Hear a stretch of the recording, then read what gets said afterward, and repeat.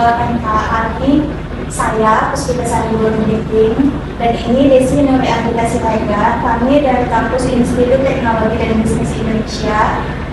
Sebelumnya mau bertanya ini Kak, bisa nggak sih kakak akan mewawancarai persediaan Kak? Jadi Kak, bolehkah perkenalkan nama kakak dan profesi kakak di kantor ini sebagai apa? Nama saya Rati Wulandari, profesi sebagai staf administrasi. Baiklah Kak, ada nggak sih Kak tantangan terbesar kakak selama jadi staf administrasi di kantor? Ada pastinya. Staf kerja administrasi itu kan mengelola budget terutama. Jadi kita harus bisa mengelola budget itu semaksimal mungkin. Budget yang ditentukan perusahaan itu biasanya dalam satu bulan itu nggak bisa kurang atau lebih biasanya. Gimana sih Kak solusi kakak untuk menghadapi tantangan ini? Solusinya untuk pengeluaran seperti pembelian, kita mengelola budget itu harus kita pikirkan untuk pembelian, ya gimana ini misalnya membeli ini yang harusnya sekian kita buat harus sekian gitu kan, mungkin kayak seperti itu. Boleh nggak Kak jelaskan contoh SOP di perusahaan yang mendapatkan dampak signifikan terhadap kantor? SOP-nya itu seperti kedisiplinan karyawan itu harus hadir di tepat waktu. Biasanya mereka masuk jam 8, pulangnya jam 7 jam.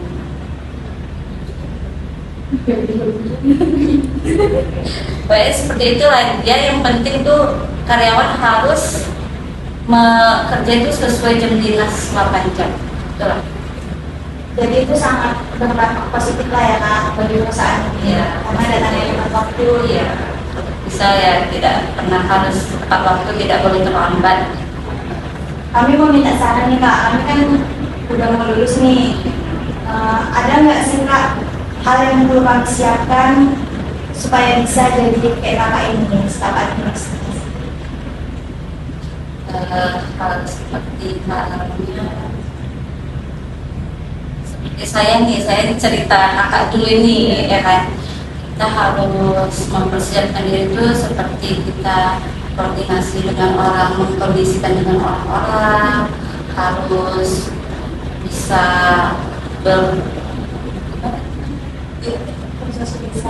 bersosialisasi gitu juga, seperti itu sih. Jadi harus memperbanyak teman lah Iya. sebenarnya ya Kak. Sebenarnya banyak sih, atau nanti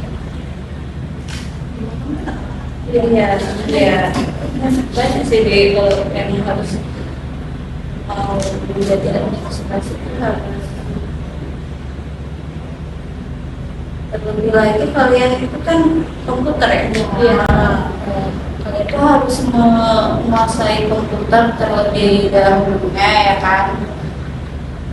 Bisa mendata, membuat dokumen-dokumen, gitu.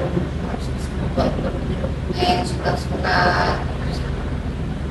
Jadi harus memantapkan skill dulu lah Ya, Kak. mengatakan skill. Ya Kak, itu aja yang bisa kami tanyakan. Lebih dan kurangnya kan mohon maaf ya Kak. Dan satu saya juga lebih kurangnya saya mohon maaf ya. Terima kasih untuk waktunya Kak.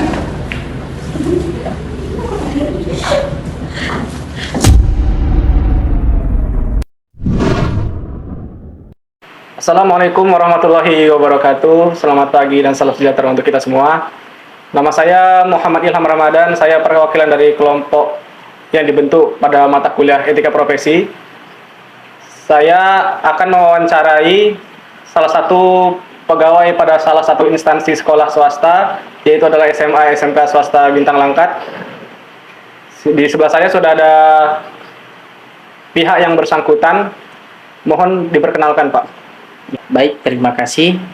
Di sini saya akan memperkenalkan diri. Saya yang bernama Peri Mizwar Effendi, sarjana komputer ataupun Eskom. Di sini saya menjabat sebagai wakil kepala sekolah sekaligus kepala lab teknik komputer dan jaringan. Di sini saya akan berbagi informasi ataupun akan bersedia menjawab pertanyaan dari saudara Muhammad Ilham Ramadan. Baik Pak, sebelumnya izin bertanya, mengapa Bapak memilih profesi sebagai wakil kepala sekolah sekaligus kepala lab? Dan tantangan terbesar apa yang pernah Bapak hadapi sebelumnya?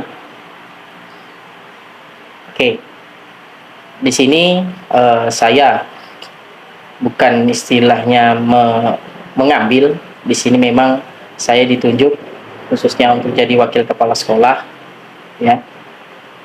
Di sini saya berusaha dan masih juga belajar untuk menjadi wakil yang baik. Apa perintah dari kepala sekolah untuk sekolah ini sama-sama dan mengajak guru dan staf saya untuk membangun ataupun membesarkan sekolah ini dan membangun dan memajukan generasi penerus bagi siswa-siswi yang ada di sekolah SMK Bintang Lakat ini. Kemudian dan saya juga memilih sebagai kepala lab teknik komputer dan jaringan. Saya bergelar sarjana komputer karena dari itu saya ingin mengembangkan profesi saya di bidang komputer dengan menjabat sebagai kepala lab. Alhamdulillah, saya di sini sudah menamatkan 2 angkatan dan alhamdulillah ada beberapa siswa kami yang sudah bekerja di perusahaan jaringan, di bidang jaringan, tepatnya di PT XL. Dan alhamdulillah juga saya di sini sebagai gurunya pun turut senang, ya. Disitulah bukti kita, keberhasilan kita untuk mendidik anak-anak ini, walaupun tidak semua yang bisa bekerja di jaringan. Mungkin itu aja mengenai profesi saya. Terima kasih. Tapi Pak, di balik semua kesuksesan dan keberhasilan itu, kira-kira tantangan terbesar apa sih Pak yang pernah Bapak hadapi dan bagaimana solusi untuk menyelesaikan masalah tersebut Pak? Oke, baik. Semua kerjaan ataupun di bidang, apalagi di bidang komputer dan jaringan, ya, terutama saya juga sekaligus merangkap sebagai wakil kepala sekolah. Jujur, tantangan itu pasti ada. Yang pertama, tentang membina anak-anak yang masih labil, yang kita katakan remaja. Di sini perlu kerja sama dengan staf ataupun guru-guru supaya membina anak-anak ini, membentuk karakter dan etika dalam berkomunikasi dengan guru. Hal itu tidak mudah kita lakukan tanpa adanya kerjasama. Tantangan kedua, ya, ini mengenai piranti, perangkat komputer kita juga. Ya, tantangan itu pasti ada. Kita selalu harus update, kemudian kita harus merawat. Tantangan saya untuk di kepala lab tersebut cukup lumayan banyak, ya,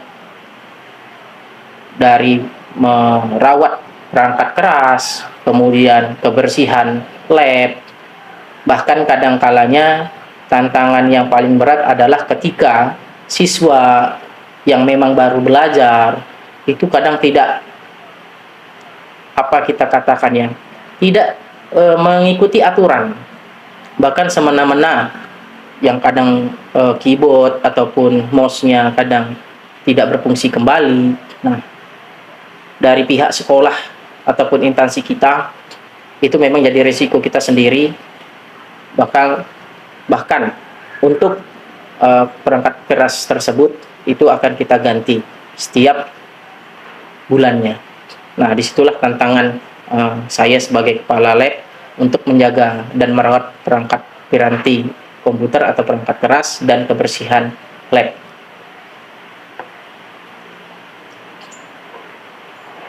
Oke Pak, tapi di semua instansi dan perusahaan semuanya itu punya SOP-nya masing-masing.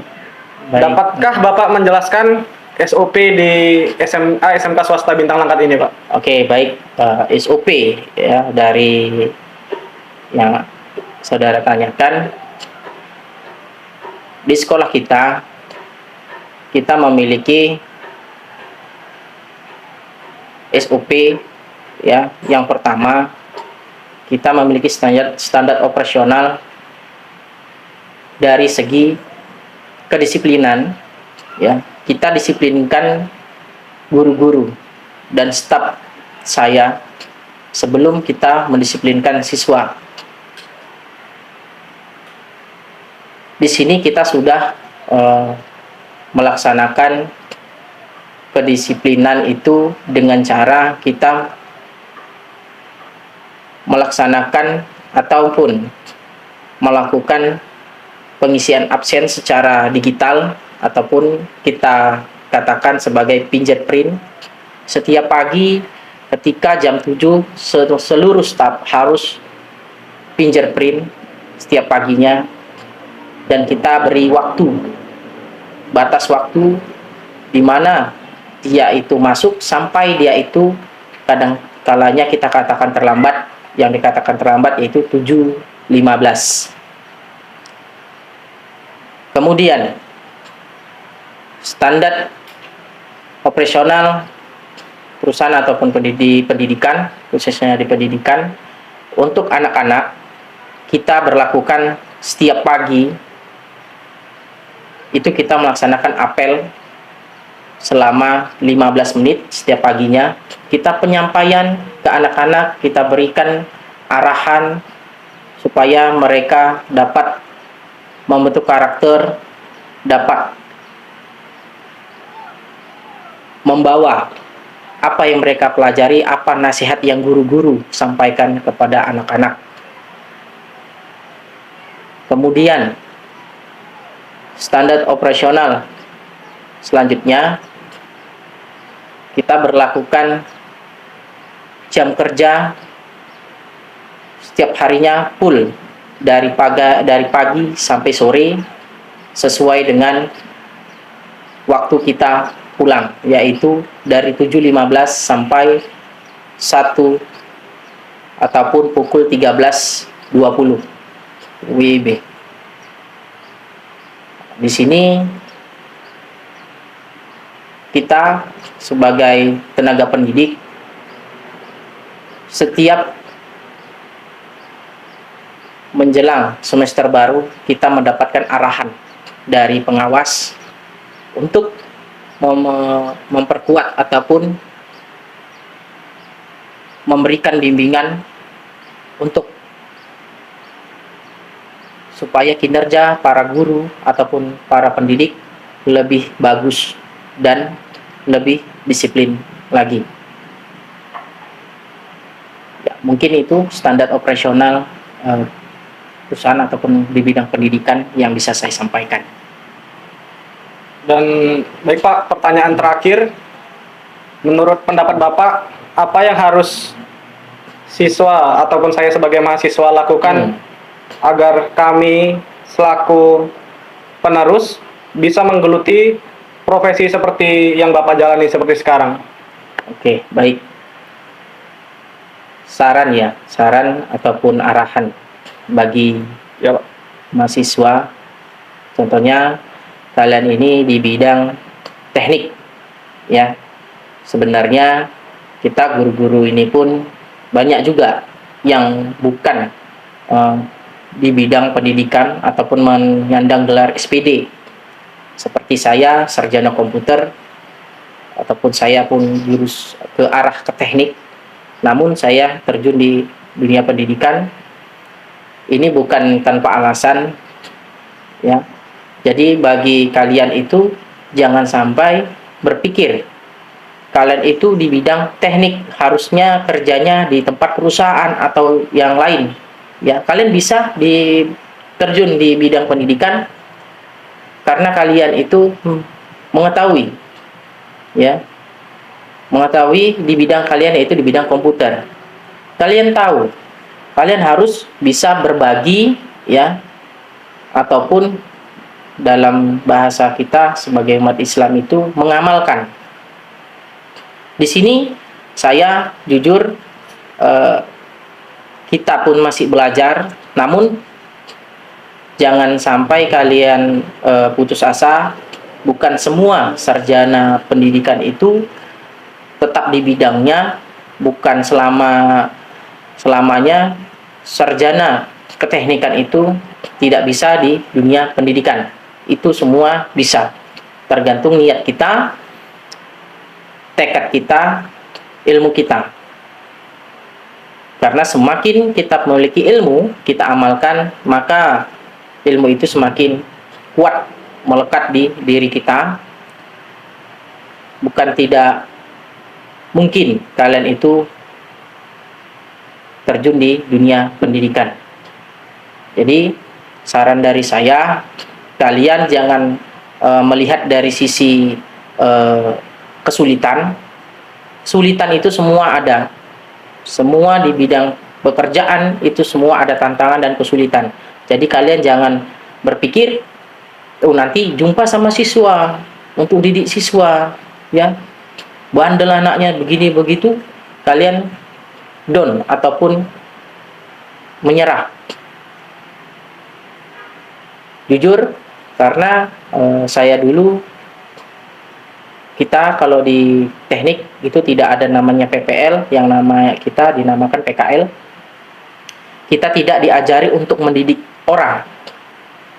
Jujur itu memang benar, namun tidak dipungkiri kita sebagai teknik, seperti saya teknik komputer dan jaringan ataupun teknik informatika, bukan tidak mungkin kita bisa terjun ke dunia pendidikan.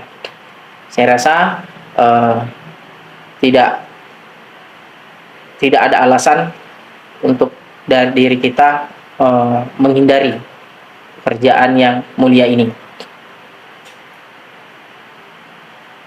Ya, mungkin itu aja penjelasan dari saya mengenai masukan ataupun arahan. Terima kasih. Terima kasih kepada Bapak Ferry Mijuar Effendi Eskom yang sudah memberikan pengalaman juga wawasannya kepada kita semua. Dengan demikian, selesai sudah wawancara dari kelompok kami. Kami sekali lagi mengucapkan banyak terima kasih kepada pihak sekolah SMA SMK Swasta Bintang Langkat yang sudah berkenan menerima kami untuk melakukan wawancara atau survei di tempat ini. Akhir kata, kami ucapkan mohon maaf yang sebesar-besarnya. Billahi taufiq wal hidayah. Wassalamualaikum warahmatullahi wabarakatuh.